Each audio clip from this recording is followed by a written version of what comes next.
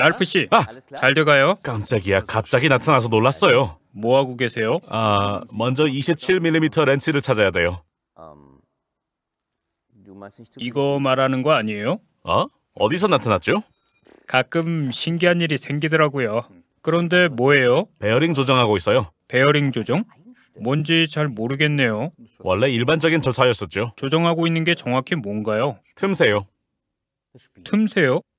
베어링의 틈새요. 회전하는 부품과 베어링 내륜 및 외륜 사이의 틈새를 조정하는 거예요. 이 차의 경우 1만 마일 주행할 때마다 재조정해야 합니다.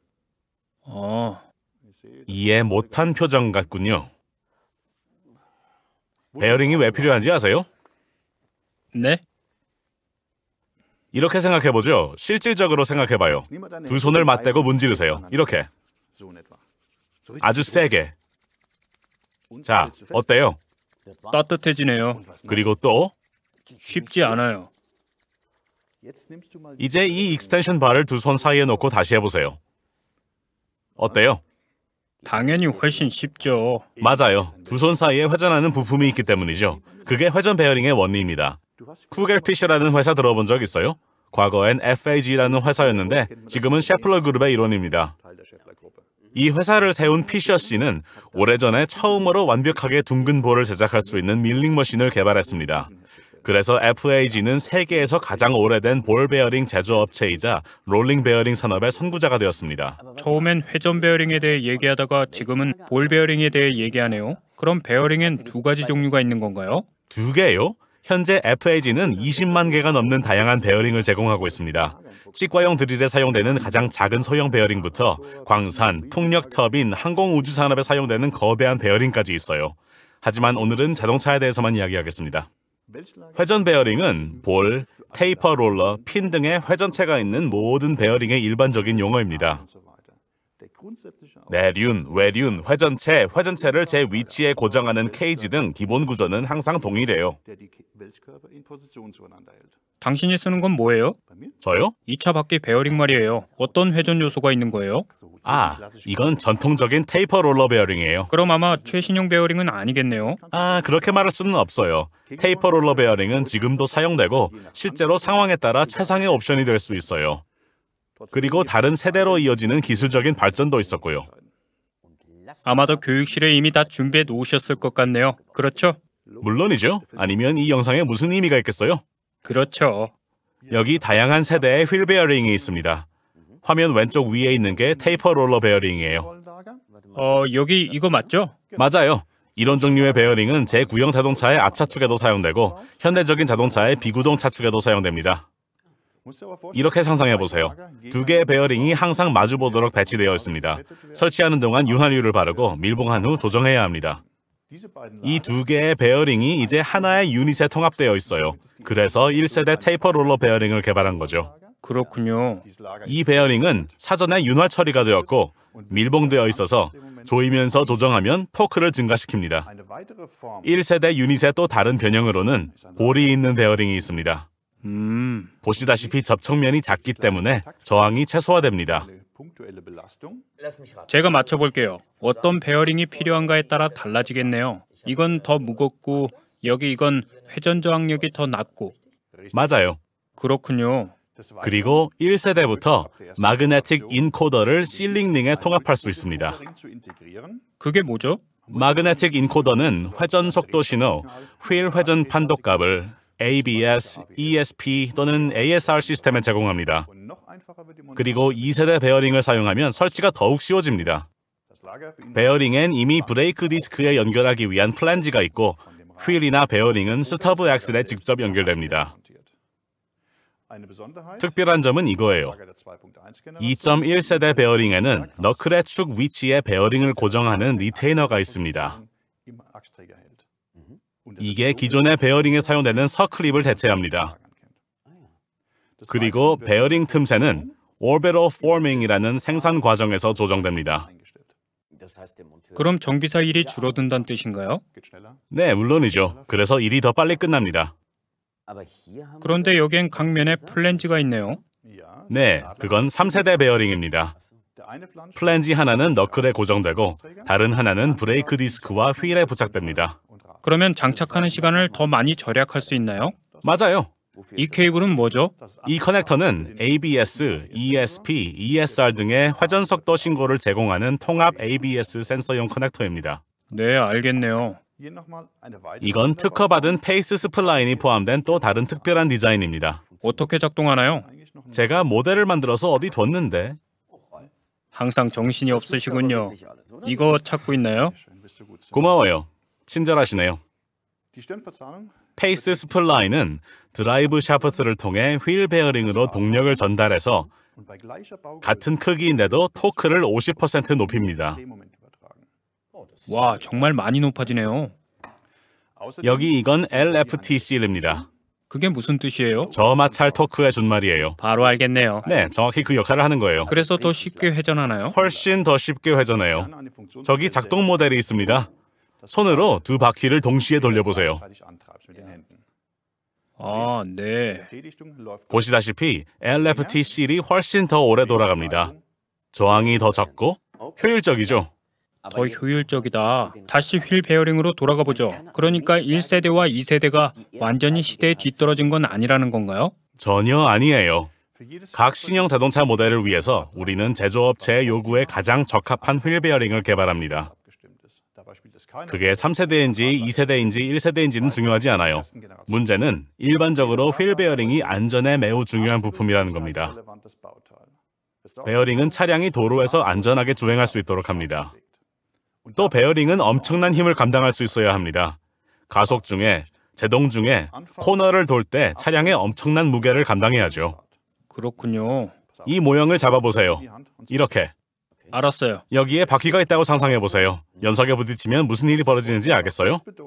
베어링은 엄청난 힘을 받습니다. 오, 알겠어요. 이런 휠 베어링도 어느 단계에서는 교체해야 한다는 걸 보여주려고 하시는 거죠? 정확히 맞았어요. 연석에 부딪히는 건 베어링을 교체해야 하는 가장 일반적인 이유 중 하나입니다. 베어링에 결함이 있는지 어떻게 알 수 있나요? 휠 베어링 결함은 단순히 연석과 부딪혀서 발생하는 것만은 아닙니다. 관련된 다른 요소들이 있어요. 도로 노면이 안 좋거나 움푹 패여 있는 경우도 있어요. 몇 마일 정도 주행하면 소음을 알아차릴 거예요. 하지만 주의하세요. 휠 베어링이 문제가 아닐 수도 있습니다. 타이어나 샤시 같은 다른 부품일 수도 있죠. 그 카드가 뭔지 궁금하세요? 네, 조금요. 그럼 토미를 보러 차고에 갑시다. 지금 낡은 휠 베어링을 교체하고 있는데 그 카드를 어디에 쓰는지 알 수 있을 거예요. 좋아요. 여기서 토미가 1세대 휠 베어링을 어떻게 교체하는지 보죠. 교체하는 절차는 차량 모델에 따라서 다를 수 있습니다. 베어링에 접근하려면 휠, 브레이크 시스템, 드라이브 샤프트를 탈거해야 합니다. 저거 벌써 휠 베어링이에요? 아니요, 저건 휠 허브입니다. 1세대 휠 베어링의 경우에는 허브가 베어링의 일부가 아닙니다. 그래서 베어링 중심에서 허브를 제거해야 합니다. 특수 공구를 사용하면 너클이 차량에 장착된 상태에서 베어링을 교체할 수 있습니다. 그럼 다른 방법으로도 교체할 수 있다는 뜻인가요? 특수 공구가 없으면 스티어링 너클 전체를 제거하고 유화 프레스를 사용해서 베어링을 뺐다가 다시 눌러서 넣어야 합니다. 결국 전체적으로 휠 얼라이먼트를 해야 할 수도 있어요. 그럼 더 많은 작업이 필요하고 고객들도 비용이 더 많이 들겠네요. 맞아요. 시간도 더 오래 걸립니다. 지금은 뭘 하고 있는 건가요? 유압 실린더를 사용해서 허브를 베어링 밖으로 밀어내는 거예요.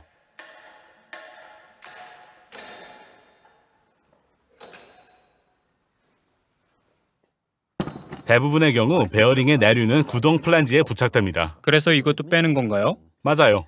그럼 휠 베어링이 완전히 파괴돼서 다시 사용할 수는 없는 건가요? 그렇죠. 내류는 별도의 절차로 허브에서 분리해야 합니다. 그건 어떻게 하나요? 토미가 작업대에서 보여줄 겁니다. 지금 토미는 탈거를 하기 위해서 특별한 공구를 사용하고 있습니다. 빠르고 간단합니다. 제거 도구로 내륜을 잡습니다. 그리고 스핀들을 돌려서 허브에서 내륜을 제거합니다.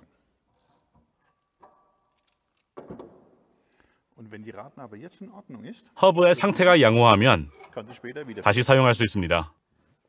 자, 이제 다시 차량으로 돌아가 봅시다. 토미가 스냅 링을 제거하고 있습니다. 나머지 휠 베어링은 여전히 스티어링 너클에 부착되어 있네요. 저것도 제거해야 합니다.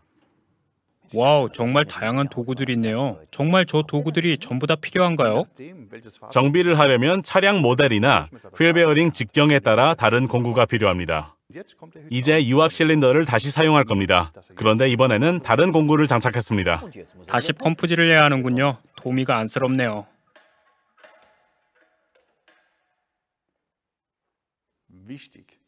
주의하세요. 새 휠 베어링을 장착하기 전에 베어링 시트를 깨끗이 청소하고 점검해야 합니다. 네, 이해했어요. 이게 새 휠 베어링이에요?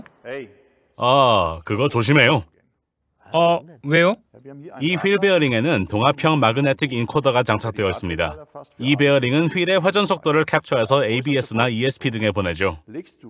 예를 들어 이 자석 막대 같은 자석을 인코더 측면에 가깝게 두면 인코더가 손상돼서 회전 속도가 정확하게 캡처되지 않을 수 있습니다. 그렇다면 새 휠 베어링이라도 망가진다는 뜻인가요? 정확해요. 그래서 가능한 한 포장된 상태로 뒀다가 필요할 때만 꺼내는 게 가장 좋습니다. 잘 알겠어요. 그런데 상자 안에 다른 부품들이 있네요. 예, 우리는 정비에 필요하면 항상 추가 부품을 제공합니다. 물론 모두 오이 품질의 부품들입니다. 여기엔 드라이브 샤프트 너트와 베어링 서클립이 있네요. 필요에 따라 트랙 로드 엔드 또는 브레이크 시스템용 피팅도 포함될 수 있습니다. 이 설명서는 뭐죠? 장착 방법이에요. 아주 중요한 겁니다. 여기에 제가 말한 마그네틱 인코더에 대한 정확한 설명도 있습니다. 베어링을 올바른 방향으로 장착하려면 인코더가 어느 쪽에 있는지 확인하는 게 중요해요. 여기서 아까 그 카드를 사용합니다. 네. 이 카드 말이죠. 그래요, 이걸 어떻게 사용하죠? 뭘 볼 수 있나요? 이 카드는 베어링의 어느 쪽 면에 마그네틱 인코더가 있는지 보여줍니다. 그렇군요. 토미는 이미 도구를 준비했고 정비할 준비가 됐습니다. 네, 가보죠. 공구를 조심스럽게 배치하고 기울이지 않는 것이 중요합니다. 그러지 않으면 조립 중에 휠 베어링 시트가 손상될 수 있습니다. 휠 베어링을 제 위치에 두고 공구를 제거하면 스냅링을 장착할 수 있습니다. 스냅링의 열린 부분이 아래를 향하고 있는지 꼭 확인하세요. 왜요? 이 방향으로 장착해야 휠 베어링과 스냅링 사이에 습기가 쌓이지 않기 때문입니다. 네, 좋은 팁이네요. 이제 휠 허브를 밀어 넣은 후에 드라이브 샤프트, 브레이크 시스템, 휠 등 다른 모든 부품을 제자리에 돌려놓을 수 있습니다. 물론 모든 것은 차량 제조업체가 권장하는 올바른 조임 토크에 따라 장착해야 합니다. 셔플러의 온라인 정비 포털 렉스퍼트에서 이러한 토크 설정을 찾을 수 있다는 그렇습니다. 거죠? 이제 다른 차로 가보죠. 고마워요, 톰. 잘했어요. 최고예요. 이 차량에는 스냅링이 장착된 2.1세대 휠 베어링이 장착되어 있습니다. 교체 과정은 조금 덜 복잡하지만 1세대와 마찬가지로 휠, 브레이크 시스템, 드라이브 샤프트를 제거해야 합니다. 하지만 만약 특수 공구가 없다면 유압 프레스를 사용해서 할 수도 있죠? 맞나요? 네, 가능해요. 하지만 정비가 완료된 후에 차축을 정렬해야 할 수도 있습니다. 그럼 특수 공구로 하는 게 더 빠르겠네요. 확실히 빠르죠. 2.1세대 휠 베어링은 베어링이 부착된 상태에서 허브를 탈거합니다. 그리고 여기서도 유압 공구를 사용하는 것이 좋습니다. 와우, 단단히 붙었네요. 네, 단단히 붙어 있어야 돼요. 여기 홈이 보이고 리테이너가 제 위치에 맞게 들어가 있는 게 보이죠? 스냅링은 완전히 부서졌습니다. 그러면 어떤 상황에서도 이 휠 베어링은 다시 사용하면 안 된다는 뜻인가요? 절대로요. 그리고 청소하고 녹을 제거하고 베어링 시트를 점검하는 것도 중요합니다. 좋아요. 새 휠 베어링은 장착할 준비가 되었을 때만 상자에서 꺼내야 한다는 것도 기억해야 합니다. 안 그러면 손상될 수도 있죠? 아주 잘했어요. 잘 기억하고 있네요. 이제 다시 특별 도구를 사용합니다. 여기서 차이점은 두 개의 클램프와 내륜 및 외륜을 함께 고정하는 알맞는 볼트가 있다는 겁니다. 첫 번째 이유는 베어링을 외륜 위로 눌러야 하기 때문이고 두 번째 이유는 스냅링이 제자리에 있어야 하기 때문이에요. 그렇지 않으면 제대로 들어맞지 않습니다. 그렇다면 공구만 가지고 휠 베어링을 안으로 밀어 넣을 수는 없나요? 안 돼요. 그러면 다른 베어링 레이스에 장착되고 스냅링이 올바른 위치에 있지 않을 겁니다. 이해가 안 되네요. 자, 힘은 허브에서 내륜으로 볼을 통해 외륜으로 향합니다. 그러면 결국 베어링이 빨리 고장나게 될 거예요. 그럼 항상 이 클램프를 사용해야 한다는 건가요? 꼭 그래야 돼요. 이제 베어링을 거의 다 밀어 넣었네요. 잠시 후에 스냅링이 딸깍 소리를 내면서 늘어맞는 걸 볼 거예요. 이제 스냅링이 완전히 제자리에 들어갔는지 확인하기 위해서 압력을 계속 증가시키는 것이 중요합니다. 셰플러에서 제공하는 부품은 차량 제조업체가 장착하는 부품과 동일합니다. 특히 이 휠 베어링에 스냅링을 사용하지 않는 공급업체도 있습니다. 그런데 자동차 제조업체가 스냅링이 꼭 필요하지 않는데도 휠 베어링에 장착할까요? 아니겠죠? 네, 그렇죠. 이제 모든 것을 다시 조립해야 합니다. 이번에도 상자 안에 정비에 필요한 추가 부품이 들어있습니다. 이 부품들은 모두 OE 품질의 부품입니다. 어렵고 복잡하지 않아요. 하지만 따라야 하는 규칙들이 있는데 그걸 따르지 않으면 크게 잘못될 수도 있습니다. 3세대 휠 베어링은 전체 절차가 훨씬 쉬워요. 3세대는 밀어 넣을 필요가 없습니다. 간단히 볼트로 고정하면 돼요. 아, 그래요? 훨씬 쉬워졌어요. 알겠어요. 정말 재미있었어요. 휠 베어링 안에 그렇게 많은 노하우가 숨겨져 있는지 전혀 몰랐어요. 그래서 우리가 휠 베어링을 다루는 교육 과정을 제공하는 겁니다. 왜냐하면 사람들은 종종 휠 베어링엔 별게 없다고 생각하기 때문이죠. 그렇군요. 하지만 이제 당신은 보이지 않는 곳에서 무슨 일이 일어나는지 보았죠? 네, 물론이죠. 이제 모든 게 명확한가요? 그런 것 같아요. 좋아요. 그럼 다시 제 클래식카를 고치러 가야겠군요. 자, 신사숙녀 여러분, 이제 렌치가 없어졌기 때문에 맨손으로 휠 베어링 조종하기 편해서 랄프 쿨마이시를 볼 수 있습니다. 아? 제 렌치 또 어디 갔죠? 몰라요? 난 아는데.